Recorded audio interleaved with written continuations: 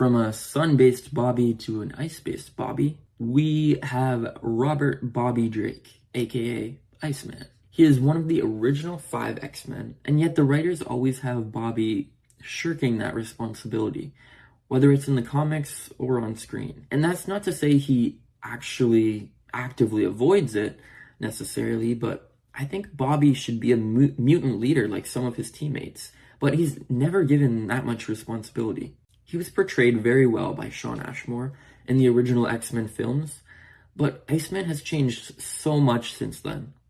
In the comics, Iceman came out as a gay man and accepted his identity. He helped save mutants as part of the Marauders during the Krakoan era, and has come to be recognized as an Omega-level mutant, even helping a team of other Omegas terraform Mars. Like, seriously, this guy is so powerful.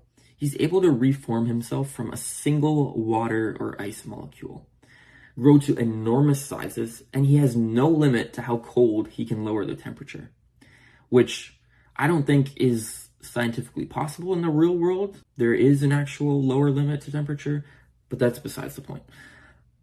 I'm ready to see more superhero LGBTQ leading roles, and I think Iceman should be one of them.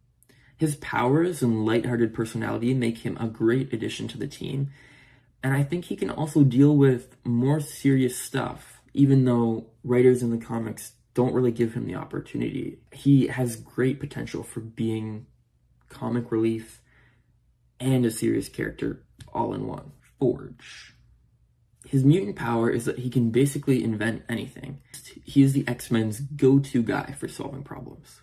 He's built time machines, buckets of Krakoan technology, and the invention he regrets the most, a mutant depowering gun. He has that relationship with Storm to draw on too. It debuted in the amazing Life-Death issue of Uncanny X-Men number 186. He also offers more diversity to the X-Men lineup. He's a Cheyenne Native American, which sometimes ties into him having some mystical abilities in the comics. Additionally, he served in the Vietnam War. The war he served in can, of course, change to be more recent for the movies. I think it changes in the comics based on when the comic comes out. And while serving, he lost his right leg and right hand. But with his mutant brilliance, he was able to design incredible prosthetics. Forge has a really interesting backstory, skill set, and demeanor where he can be a little confrontational, and he's often shown to struggle with the morality of some of his inventions or decisions. I think he's someone that audiences would really gravitate towards given the right portrayal. Dazzler. If you're watching this video, you were probably aware of the persistent rumors surrounding the Deadpool and Wolverine film. Perhaps the biggest theory about the film was that Taylor Swift was going to cameo as mutant superhero Dazzler. It actually wasn't all that far-fetched given her close friendship with Ryan Reynolds, who plays Deadpool. And come on, this would have been cool as hell. It would have broken the internet. But alas, it didn't come to pass. And maybe that's for the best, because now there's a chance that at some point in the future, we'll get a fully fledged Dazzler, not just a cameo. Because Dazzler isn't just a gimmick character. She's had quite a few appearances and been on some pretty good runs in various X teams. She may not be the biggest X-Man ever, but she has the very unique status of being an X-Man and a pop star. Her powers allow her to create blinding flashes, concussive force blasts, and dazzling laser beams. A power set that complements her performances as well as her crime fighting. And even just her presence in the rumor mill cements Dazzler as a mutant that fans would be very interested in seeing on the big screen. Now, my penultimate choice was a must-have on this list. What can I say about this guy that hasn't already been said? You know him. You love him. His name is Scott Summers. He's Cyclops. There seems to be a wide general awareness among movie fans that Cyclops wasn't done justice in the original X-Men films, or even with the younger cast in the later films. But Cyclops has been on the up and up. He's appeared in X-Men 97 to great acclaim. He's likely coming to Marvel Rivals very soon, and we're getting one last portrayal of him by James Marsden in the upcoming Avengers Doomsday. There seems to be a consensus among fans that Cyclops needs to be the go-to member of the X-Men in the MCU. And I think that consensus is right. He needs to be shown for his incredible leading abilities that are on par with Captain America. And if I were to add something, I'd say that he also needs to get to display the incredible journey of morality that he goes on. He's always a good person and hero, but as far as his stance on mutant rights go, they were very much the ideas that Charles Xavier instilled in him. And as he gets to grow as a character, he becomes his own person with his own views on how mutants should show up in the world. And it maybe ends up a little bit in the middle of the spectrum of Professor X to Magneto. Now, before we get to the last person on my list, we have to cover some honorable mentions. Also, side note, I haven't mentioned Storm in this video because she's a go-to. Everyone wants to see her. Everyone knows she's amazing. I don't need to mention her.